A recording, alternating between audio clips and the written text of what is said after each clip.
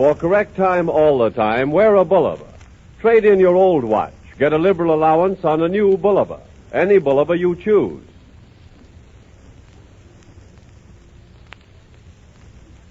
Maxwell House Coffee presents Good News of 1938.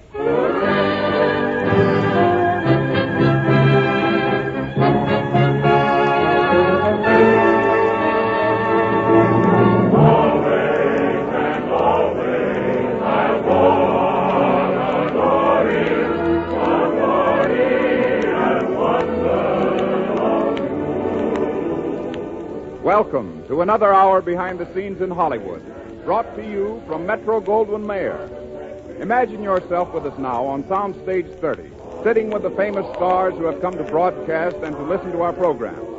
Tonight you will hear Frank Morgan, Fanny Brice, Allan Jones, Maureen O'Sullivan, director Jack Conway, and Meredith Willson, and anybody else that might happen to drop in. And here's your host for the evening, Robert Taylor.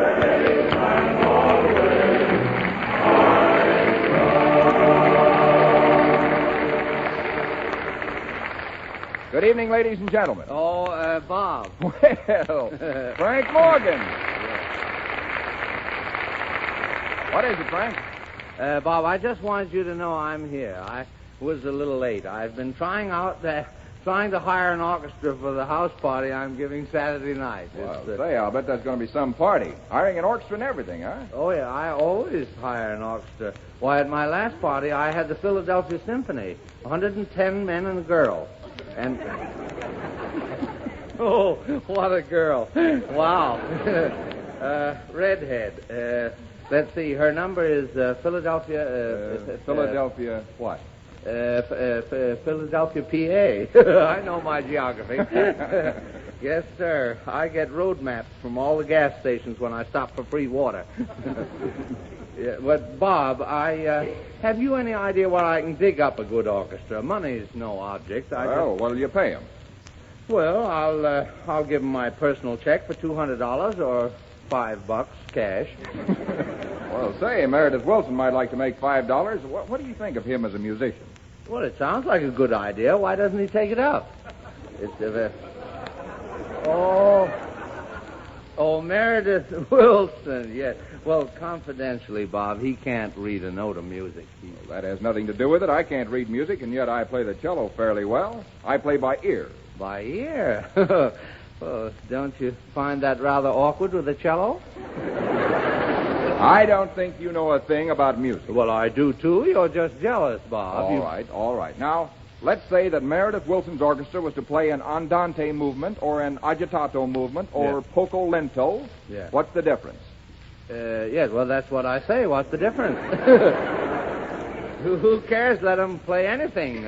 What's the score? Who's playing? Oh, please, Meredith. Whistle while you work.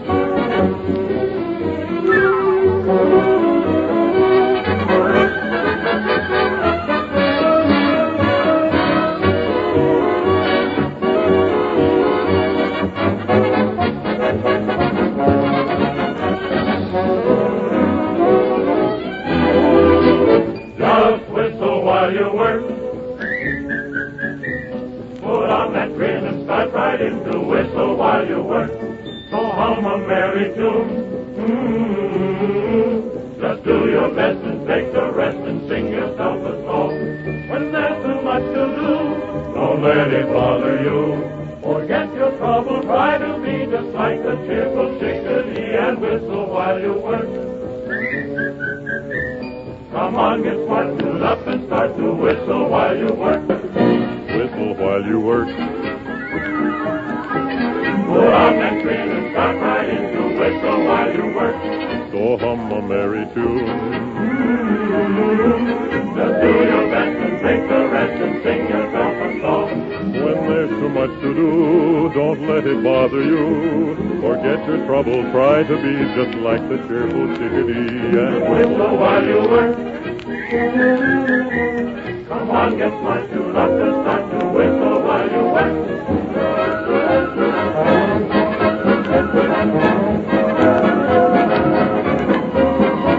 Whistle while you work.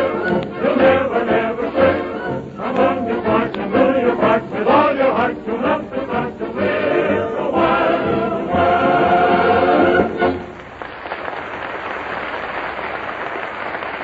That was grand, Meredith. And incidentally, the song is from one of the grandest pictures that ever came out of Hollywood, Walt Disney's magnificent Snow White and the Seven Dwarfs. It's Walt's masterpiece, and just as fine for grown-ups as for children. And speaking of children, brings me, of course, to that awful little girl who's become such a popular feature of our program. Here she is again with Hanley Stafford as her father, Baby Snooks.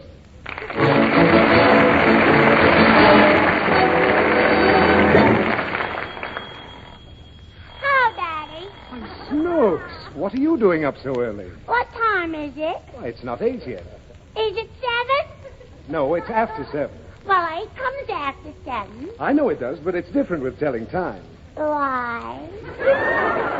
Because it is. You have to figure with hours and minutes. There? On the clock. Here, look at it. What's those black things? Those are the hands. They point out the time. Where's the fingers? They don't have fingers. I got fingers. I know you have fingers, but those hands don't have any. Well, how can they point? Snooks, they just indicate the time. Now look, every time that big hand makes a complete revolution of the face, Oh, whose face? this face on the clock. That ain't a face. I tell you, it is a face. It ain't got a mouth. Of course not. Has it got eyes? No, and it hasn't got a nose, and it hasn't got ears either. And you call that a face? Yes, Do you feel all right, Daddy? I feel fine. Will you stop interrupting me? All right, Daddy. Well, now look at the clock. The big hand is the minute hand, and the little hand shows the hours. Now, these numbers all around the face each denote a different hour. Are you following me? Where are we going? We're not going anywhere. I'm trying to teach you to tell the time. Now, do you see these numbers on the clock? Uh-huh. The number at the top is 12. When both hands point to 12, it's 12 o'clock. Understand? Uh-huh. Good. Now, what is it when both hands point to 12? I don't know. It's 12 o'clock. Is it? Yes. Oh. Then I'm late for school. Oh, it's not 12 o'clock now. You just pay attention to what I'm telling you. All right, Daddy. Now, each time the big hand moves to another number, that's 5 minutes. And every time the little hand moves, an hour goes. Where's it go? Snooks, that has nothing to do with telling the time. All you have to understand is the movements of the hands. Now, let's see if you remember what I just explained. All right, Daddy. Here, now, look at this clock. Now, you see the little hand is between the 7 and 8, and the big hand is on the 7. Uh-huh. All right. What does the clock say? Tick-tock. Oh, it says 20 minutes to 8. And good heavens, I've got to get dressed and get to the office. Look out, Snooks. Are you going to shave, Daddy? Yes, and don't trail after me. I want to watch you. Oh, all right, but don't pester me with questions. Why? Because I'll get nervous and cut myself with a razor. Now, just keep quiet now. All right. Daddy! Ow! Why do you yell like that? See, I've cut my face. Boy, look at that slice. It's a beauty. You like it, Daddy? No, I don't like it. And I want you to let me finish, so don't make another sound. I won't.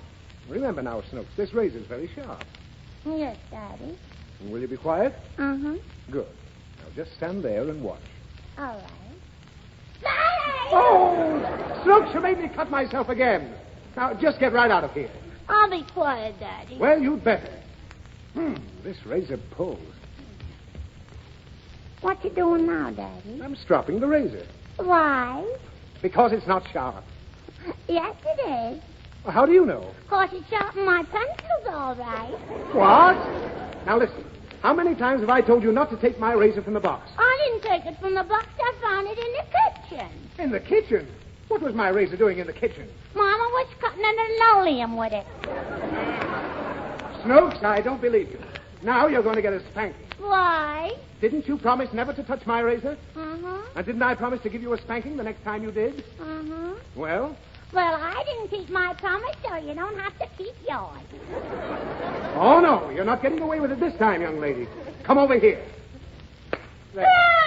You simply must learn to behave. There. All right, that's all. Oh, stop it. I didn't hurt you. Now come here and kiss Daddy and say you're sorry. There. That's better. Now, Snooks, I want you to tell me why I punished you. Now, what's the matter now? That's just it. Just what?